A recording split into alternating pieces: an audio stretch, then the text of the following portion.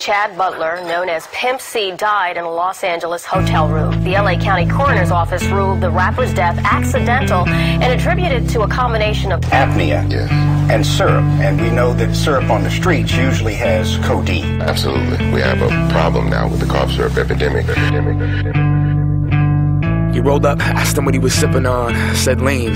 You wanna hit it, dog? That's the same stuff Weezy sipping, huh? And tons of other rappers that be spitting hard. Yep, he had 5 a bone. Then when I passed him that styrofoam, the Easter pink heard it rhyme before. Finally got to see what all the hype was on. And then he took a sip, sitting in the Lincoln, thinking he was pippin' as he listened to the system. Little did he know that it was just as addictive as bass. Not the kind of hit from the kick drum. Hot box, let the bass bump.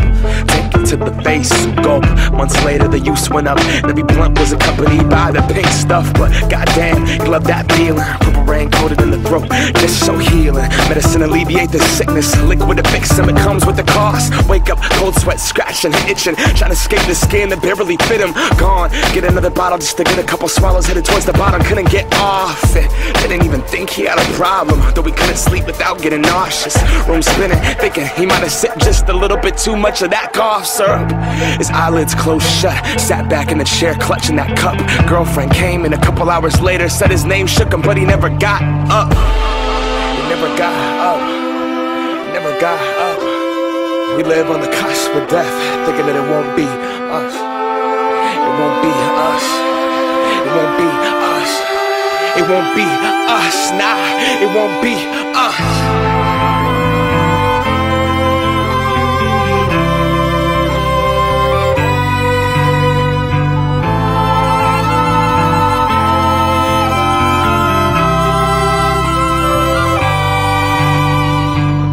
He just wanted to act like them. He just wanted to rap like him. Us as rappers underestimate the power and the effects that we have on these kids. Blunt past, ash in the tin, pack being pushed, harassed by the feds. The fact of it is, most people that rap like this talking about some shit they haven't lived. Surprise, you know the drill. Trapped in a box, decline record sales. Follow the formula, violence, drugs, and sex sells. So we try to sound like someone else. This is not Californication. There's no way to glorify this pavement. Syrup, Percocet, and an eighth a day will leave you broke, depressed, and emotionally vacant. Despite how Lil Wayne lives, it's not conducive to being creative. And I know cause he's my favorite. And I know cause I was off that same mix. Rationalize the shit that I try after I listen to Dedication. But he's an alien, I'd sip that shit, pass out, or play PlayStation. Months later I'm in the same place, no music made, feeling like a failure. And trust me, it's not dope to be 25 and move back to your parents' basement. I seen my people's dreams die, I seen what they can be denied. And weed's not a drug, that's denial. Groundhog Day life repeat each time. I seen Oxycontin take 3 lives.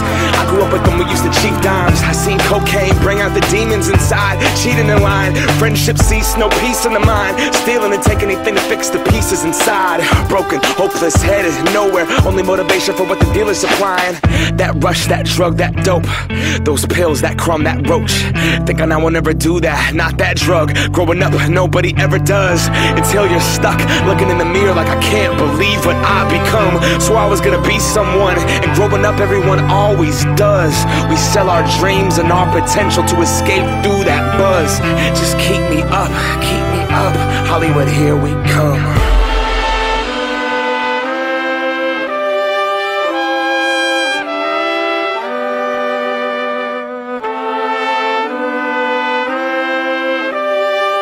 You can tend to go a little too far with some of these things. They have very strong addictive qualities, pills and syrups and whatnot. So Is it changing the music? I can only speak for myself personally, you know what I'm saying? We had been toning down the content of certain things in the music lately. My new album, of course, probably won't have any references to cough syrup in it, but there's a little bit more than the music. I think it's going to start affecting the personal lives of a lot of artists and people.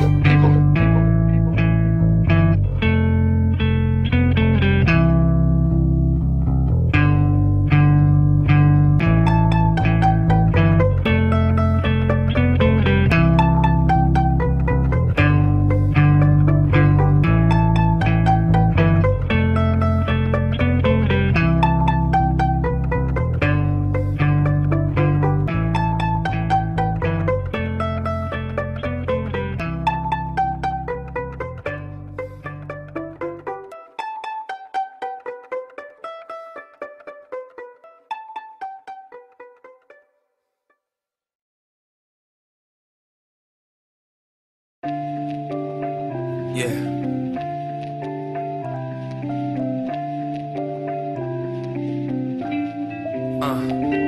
Bring my drums in, bring my drums in, I bring my drums in, I bring my drums in. Nod your head, come on, I nod your head. I'm gonna do me, check it, yo. We all know that life can get hectic, but if you live in the second, you exist in the present, and that's how you stay connected. The good times and hardships, if you learn to just accept it and know that every struggle in life is there to teach you a lesson. It's times like this that make you. It's always the darkest part of the night, right before the sun has its breakthrough. The spirit's there to knock you down, but if you make that the end, you'll never know the beauty of being able to stand up again and face it. With patience, the basis is dealing with judgments and hatred, depressed, hopeless feelings. But I've been told that you only create your own ceiling, and life is limitless, and knowing this is what the spirit is. That's why I try and inhale deep, so I can find peace, in essence just find me. That's why I lose myself in these beats, as I become one with the drum and set myself free. Whatever direction life leads me, there's a purpose behind it, that's the way it was supposed to be. At any time you could turn over a new leaf. We all know the truth, it's up to us to use the key. It's been 3 years since my first album dropped, and it's been fear that's really got me stuck in the spot, not wanting to put out anything whack. So instead of putting my licks on tracks, I put my lips to a sack. Cause it's easier to spend your life drunk and high on drugs than to put everything in the recording, put it out and then get judged.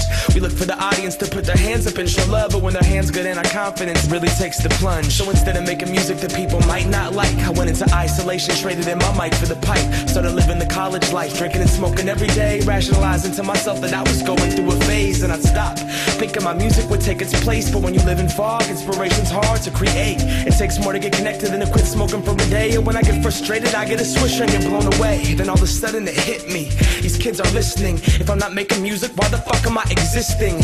How can I talk about the problems of something else when I don't have the motivation and confidence to change myself? It's been so long since I really truly felt what it's like to live life without substances to help. Massive struggle that's natural to one's health, but with addiction in my blood, I play the cards I was dealt, knowing that it's the most calm right before the storm, and when you least expect it, it doesn't rain, it pours. I swear to God, you can never be warned, and with or without umbrella, nature's still gonna take its course. That's why I try and inhale deep, so I can find peace, in essence just find me. That's why I lose myself in these beats, put away the weed and turn to my MPC, come on.